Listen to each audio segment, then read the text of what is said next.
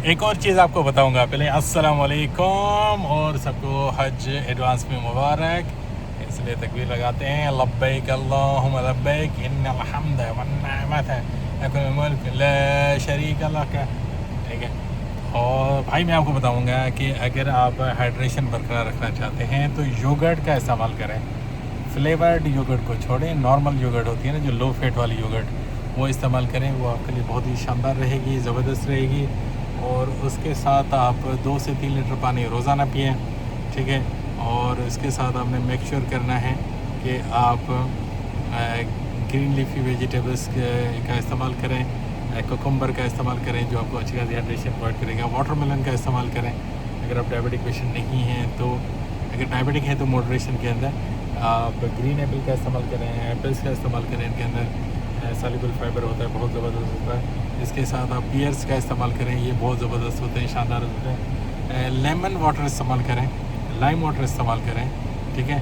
या फिर detox water इस्तेमाल करें जिसके अंदर आप lemon, lime, cucumber, coriander leaves, mint leaves और साथ में थोड़ा सा बीटरूट और थोड़ा सा क्या कहते हैं ये अपना पीएस भी एड ऑन कर सकते हैं इसके अंदर। ये बहुत ही ज़बरदस्त शानदार हाइड्रेशन के लिए बनता है लिक्विड। तो अगर आप ऐसे मतलब आउटडोर बहुत ज़्यादा जाते हैं तो इस तरह का लाजमी पानी अपने साथ रखें। ठीक है। और इन्जॉय करें लाइफ को, टेंशन मत लिया करें और थोड़ी सी बर्दाश्त पैदा करें अपने अंदर। कोई अगर बंदा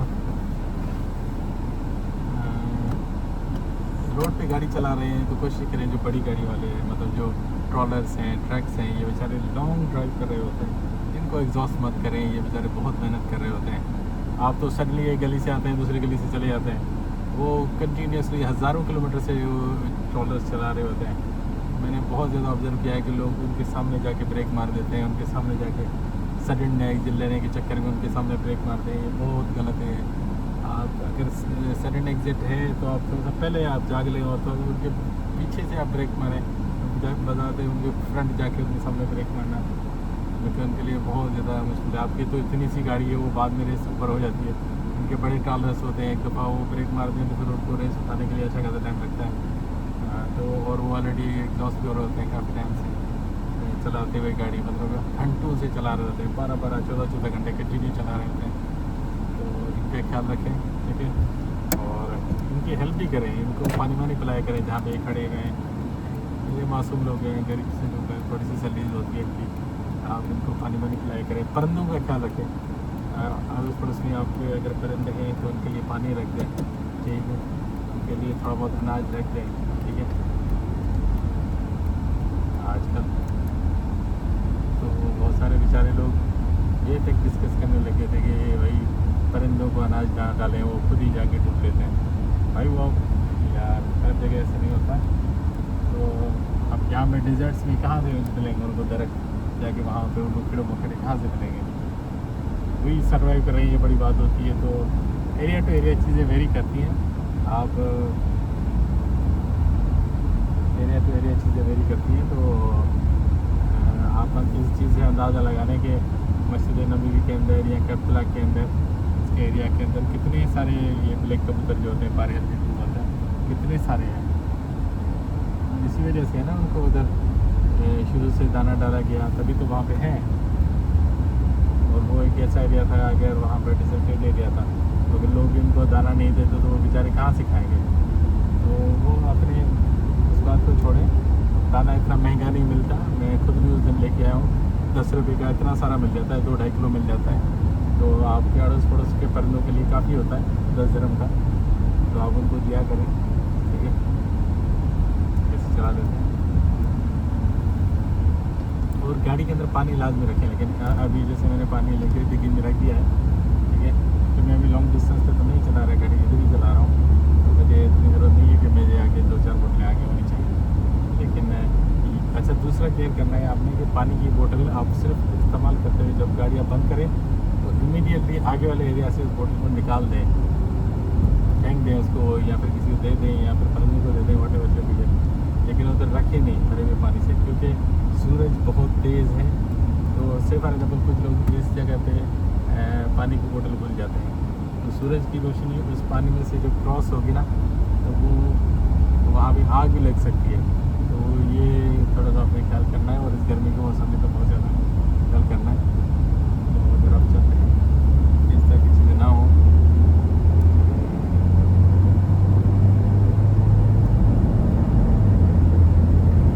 तो आपने मेक श्योर करना है कि ऐसा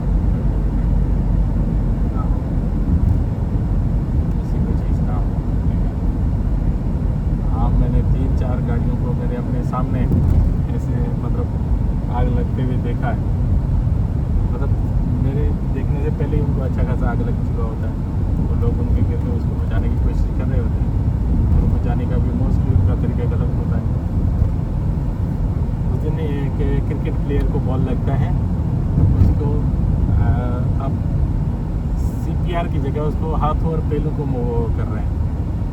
भाई उसको इमीडिएटली, ये जितने भी क्रिकेटर्स हैं ना भाई, आप एथलीट्स हैं ना, आपका फिजियो, आपका मतलब बॉडी क्या नालायक है, बेवकूफ़ है, जट है, जाहिल है, जो आपको क्यों नहीं सिखाता कि भाई CPR क्या होती है, कैसे करनी होती है। वो सिंपली अपने हाथों से कर सकते हैं आप।